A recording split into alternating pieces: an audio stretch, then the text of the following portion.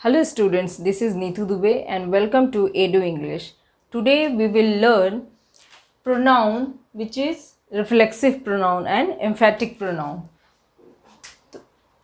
दोनों में basic difference है जिसको कि आज हम जानेंगे कि कैसे हम ये पहचानें कि क्या एम्फेटिक प्रोनाउन है और क्या रिफ्लेक्सिव प्रोनाउन है, दोनों में डिफरेंस क्या है. तो ये हम देखते हैं कि reflexive and emphatic pronouns are found by adding self in singular pronouns and selfs in plural pronouns. तो दोनों में डिफरेंस अभी यहाँ पे तो हम यही समझ पा रहे हैं कि रिफ्लेक्सिव में भी और एम्फेटिक प्रोनाउन में भी दोनों में हम सेल्फ को ऐड करके और एम्फेटिक और रिफ्लेक्सिव प्रोनाउन बनाते हैं. बट दोनों में एक डिफरेंस है जिसको कि हम आगे सीखेंगे कि क्या डिफरेंस है, हम कैसे पहचानें कि किस में एम्फेटिक का यूज़ हो रहा है और किस में रिफ्लेक्सिव का यूज़ हो रहा है. तो ये देखते हैं हम. Emphatic pronouns comes just after the subject while reflexive pronouns do not come just after the subject. Means किसी भी सेंटेंस के सब्जेक्ट के जस्ट बाद इसका यूज़ होता है एम्फेटिक प्रोनाउन का, जबकि रिफ्लेक्सिव प्रोनाउन में ऐसा नहीं होता कि जस्ट सब्जेक्ट के बाद ही हम यूज़ करें. तो देखते हैं यहाँ पे क्या है. Reflexive pronouns are used when the doer means the subject as well as receiver which will be object is the same person. means एक एग्जाम्पल लेते हैं कि she cooks food herself. अब ये क्या है, रिफ्लेक्सिव प्रोनाउन है क्योंकि यहाँ ये जैसे सब्जेक्ट है, सब्जेक्ट के जस्ट बाद सेल्फ का यूज़ नहीं हुआ है. तो ये कहाँ यूज़ हो रहा है, यहाँ हर सेल्फ. she के अकॉर्डिंग मीन्स यहाँ प्रोनाउन है तो इसके अकॉर्डिंग क्या है, हर सेल्फ आएगा यहाँ पे. अगर ही होता तो हिम सेल्फ आता, शी है तो हर सेल्फ.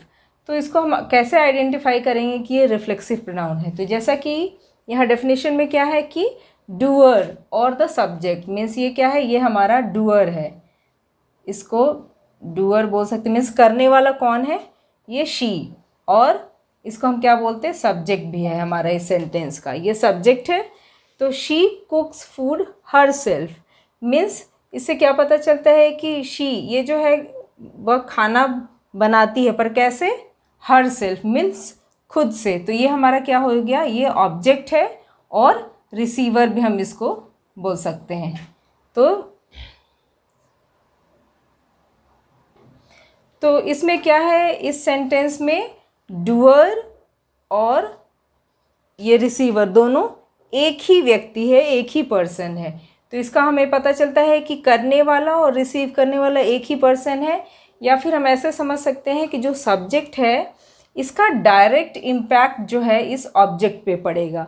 मीन्स यही करने वाला है और इसका इम्पैक्ट इसी पे पड़ने वाला है. तो ये क्या हुआ, रिसीवर हुआ हमारा, करने वाला ये, रिसीव करने वाला ये. तो इससे हमें पता चलता है कि ये जो है वो रिफ्लेक्सिव प्रोनाउन है, रिफ्लेक्सिव प्रोनाउन है.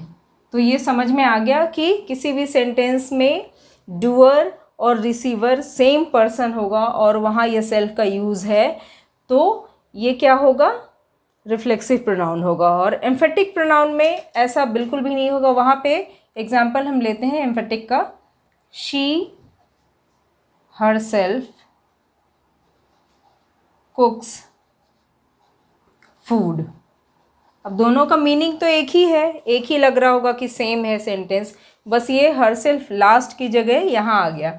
तो इसमें ये क्या समझ में आ रहा है कि ये जो सब्जेक्ट है इसका, सब्जेक्ट और डूअर बोल सकते हैं हम, जो करने वाला है इसका इम्पैक्ट जो है वो यहाँ रिफ्लेक्ट नहीं हो रहा है ना.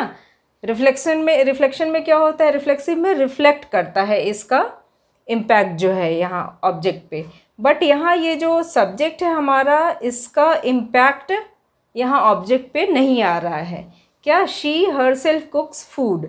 अब यहाँ ये इसका इम्पैक्ट यहाँ नहीं आ रहा है, तो ये क्या हुआ, रिफ्लेक्सिव नहीं है. पहली बात तो ये, और दूसरी बात ये जस्ट सब्जेक्ट के बाद इसका यूज़ हो रहा है. मीन्स यहाँ रिफ्लेक्सिव प्रोनाउन में क्या होता है कि वर्ब के बाद मीन्स वर्ब के बाद यूज़ होता है सेल्फ का, ये रिफ्लेक्सिव प्रोनाउन में। और यहाँ क्या होता है, वर्ब के पहले यूज़ होता है, वर्ब के पहले यूज़ होता है सेल्फ का, ये होता है एम्फेटिक प्रोनाउन में। तो दो डिफरेंस आपको पता चल गया। और यहाँ एक चीज़, तीसरा डिफरेंस हम ये भी देखेंगे कि अगर ये हर सेल्फ है, इसे सपोज़ कि हम हटा देते हैं हर सेल्फ को, तो शी कुक्स फूड, इसका भी मीनिंग यही आता है कि ये खाना बनाती है।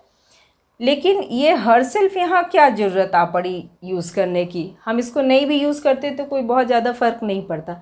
बट क्योंकि ये एम्फेटिक प्रोनाउन है, एम्फेटिक मीन्स कि एम्फेसिस करना, उस पर जोर देना। किस पे जोर देना, ये जो है हमारा सब्जेक्ट है, सब्जेक्ट पे जोर देने के लिए, इसको एम्फेसिस करने के लिए हमने ये क्या यूज़ किया, हर सेल्फ। मीन्स वह स्वयं या खुद खाना बनाती है, तो इसको एम्फसाइज करने के लिए हर सेल्फ का यूज़ हुआ है। तो ये क्या हो गया हमारा, ये हो गया एम्फेटिक प्रोनाउन, एम्फेटिक प्रोनाउन। तो ये बेसिक डिफरेंस है एम्फेटिक प्रोनाउन में एंड रिफ्लेक्सिव प्रोनाउन में। I hope it is clear to you that what is the difference between reflexive pronouns and emphatic pronouns। तो reflexive pronouns के हम कुछ rules देखेंगे अभी, और एक टेबल यहाँ पे बना दिया है मैंने ताकि आपको इजी हो इसको लर्न करने में, और इसको आप कहीं पे नोट कर लीजिए ताकि इजी हो याद करने में। और ये देखते हैं हम कि पहले प्रीवियस वीडियो में तो हम लोगों ने पढ़ा है कि नॉमिनेटिव केस, ऑब्जेक्टिव केस क्या होता है। तो यहाँ पे हम नॉमिनेटिव केस से कैसे रिफ्लेक्सिव का करेक्ट यूज़ करेंगे इसको देखते हैं। इसके लिए एक छोटा सा टेबल तैयार किया है।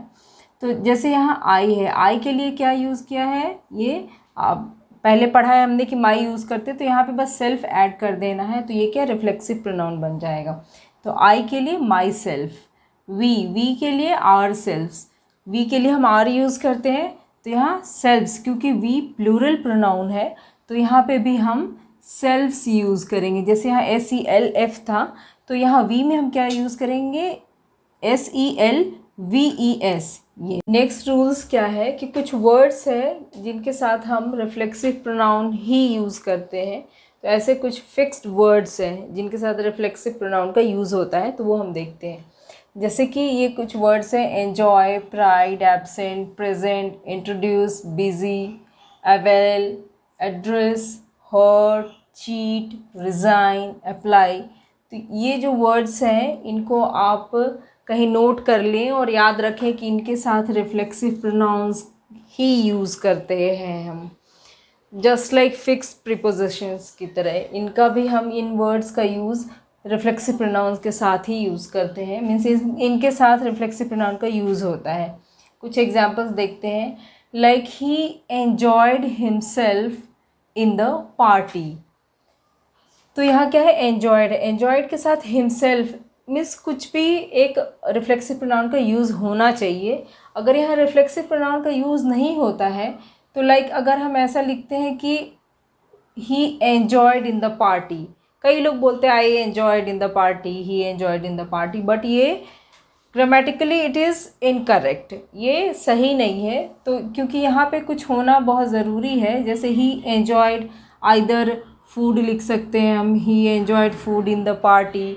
तो यहाँ हम क्योंकि रिफ्लेक्सिव प्रोनाउन की बात कर रहे हैं तो यहाँ सेल्फ का यूज़ करके हम क्या बनाएंगे, ही एन्जॉयड हिमसेल्फ, मीन्स उसने खुद उस पार्टी में बहुत एन्जॉय किया, तो he enjoyed himself in the party. तो ऐसे एक तो यूज़ कर सकते हैं। और दूसरा एक हम देखते हैं अवेल वर्ड का यूज़ कैसे करते हैं। अवेल मीन्स कि सपोज़ कि कहीं पे अगर कोई डिस्काउंट हमें मिलता है तो हम उसको अवेल करते हैं स्टोर वगैरह पे, या स्टूडेंट्स हैं उनको कुछ डिस्काउंट होता है तो वो अवेल करते हैं, मीन्स कि उस डिस्काउंट का, उस ऑफ़र का फ़ायदा उठाना। तो एक और एग्जांपल लेते हैं कि the students must avail themselves. अब स्टूडेंट्स क्या यहाँ प्लूरल है, तो इसके साथ हम प्लूरल रिफ्लेक्सिव प्रोनाउन का यूज़ कर रहे हैं, तो द स्टूडेंट्स मस्ट अवेल, और अवेल के साथ हम रिफ्लेक्सिव प्रोनाउन का यूज़ कर रहे हैं।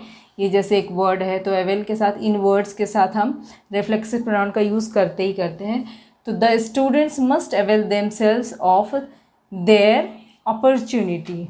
ओके, नेक्स्ट देखते हैं, एक नोट है, इनको आप नोट कर लें कि कुछ वर्ड्स हैं जिनके साथ हम रिफ्लेक्सिव प्रोनाउन का यूज़ नहीं करते, जैसे कि open, sell, wash, dress, undress, shave, concentrate, feel, hurry. तो ये कुछ ऐसे वर्ड्स हैं जिनके साथ हम रिफ्लेक्सिव प्रोनाउन का बिल्कुल भी यूज़ नहीं करते हैं। हाँ, कुछ कंडीशंस होते हैं, कुछ वर्ड्स के साथ कुछ कंडीशंस होते हैं, किस कंडीशन पे हम यूज़ करेंगे वो भी देखेंगे। बट ये जैसे देख रहे हैं, ही शेव्स हिमसेल्फ ऑन संडे, तो यहाँ पे ये बिल्कुल भी ज़रूरी नहीं है हिमसेल्फ का यूज़ करना। तो ये वर्ड क्या होगा, ही शेव्स ऑन संडे। तो यहाँ हम जैसे शेव्स एक वर्ड है, इसके साथ हमें रिफ्लेक्सिव प्रोनाउन का यूज़ नहीं करना है, ये इतना ही काफ़ी है, ही शेव्स ऑन संडे। ये मीनिंगफुल वर्ड, मीनिंगफुल सेंटेंस हमारा बन रहा है कि ही, यहाँ जैसे हम लिख देते कि ही शेव्स ऑन संडे, तो it is a meaningful sentence. तो यहाँ पे ज़रूरत ही नहीं है हिमसेल्फ लिखने का, क्योंकि ये अंडरस्टूड है। ओके, बट किस कंडीशन पे हम यूज़ कर सकते हैं शेव्स के साथ रिफ्लेक्सिव प्रोनाउन, वो देखते हैं। सेकंड केस क्या है, द बार्बर। जैसे ये बार्बर का ये काम है करना, तो बार्बर यही काम करते हैं, तो उनके साथ में हम कैसे सेंटेंसेस में यूज़ कर सकते हैं, like the barber shaves all the people in the town who don't shave themselves. Barber का काम है ये करना, तो वो टाउन में उन लोगों के शेव्स करते हैं जो कि खुद से शेव नहीं कर पाते, देमसेल्व्स, वो खुद से नहीं कर पाते, इसलिए ये बार्बर के साथ में, इस केस में शेव के साथ हम देमसेल्व्स का यूज़ कर सकते हैं। Okay, I hope you all have understood this. Next क्या है, नेक्स्ट रूल है कि reflexive pronouns is not used as the subject of the sentence. Reflexive pronouns को हम कभी भी सेंटेंस के सब्जेक्ट के रूप में यूज़ नहीं कर सकते हैं। कैसे, कई बार आपने इंटरव्यू फेस किया होगा, तो वहाँ पे कहते हैं कि पहला क्वेश्चन होता है कि इंट्रोड्यूस योर सेल्फ, तो वहाँ योर सेल्फ को क्यों बोलते हैं वो कि इंट्रोड्यूस योर सेल्फ, क्योंकि वहाँ वो ये कहते हैं इंट्रोड्यूस यू क्यों नहीं बोलते, योर सेल्फ क्यों नहीं बोलते हैं, तो उसका मतलब यही होता है कि आप अपने खुद के बारे में कुछ हमें बताएं।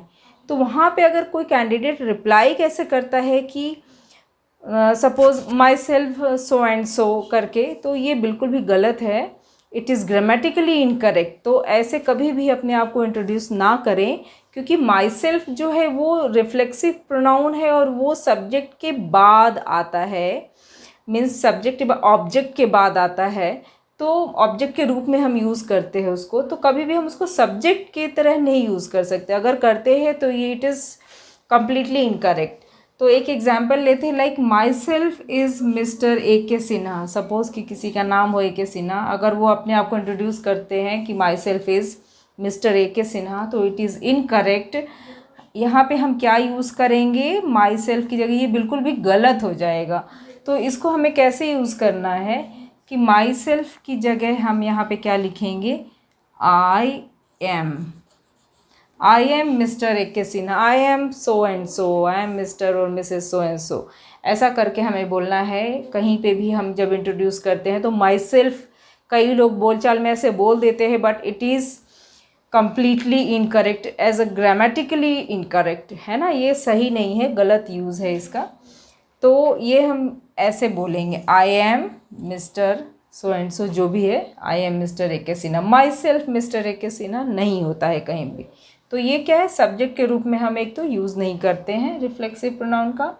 और सेकंड क्या है, reflexive pronoun is not used with apostrophe S. ये क्या है, एपोस्ट्रॉफी एस के साथ हम यूज़ नहीं करते, है ना। एपोस्ट्रॉफी एस जहाँ पे भी होगा वहाँ रिफ्लेक्सिव प्रोनाउन का यूज़ नहीं होगा। लाइक एक एग्जाम्पल है कि ही सोल्ड हिमसेल्फ्स कार, तो पहले तो हिमसेल्फ्स होता नहीं है, ऐसे एपोस्ट्रॉफी एस करके ऐसा हम नहीं लिख सकते कि उसने उसके खुद की कार बेच दी। तो ये यहाँ पे हम क्या कर सकते हैं कि ही सोल्ड हिज कार, ही सोल्ड हिज कार। ओके, तो ये समझ में आया। ऐसे केस में हम एपोस्ट्रॉफी एस जहाँ भी हो वहाँ हम रिफ्लेक्सिव प्रोनाउन का यूज़ नहीं कर सकते। तो ये थे हमारे रिफ्लेक्सिव और एम्फेटिक प्रोनाउन के बारे में। तो आई होप कि आपको अच्छे से समझ में आ गया होगा और सब कुछ क्लियर हो गया होगा। और अगर कोई प्रॉब्लम हो तो आप कमेंट सेक्शन में प्लीज़ बताएं हमें। And thank you for watching my videos.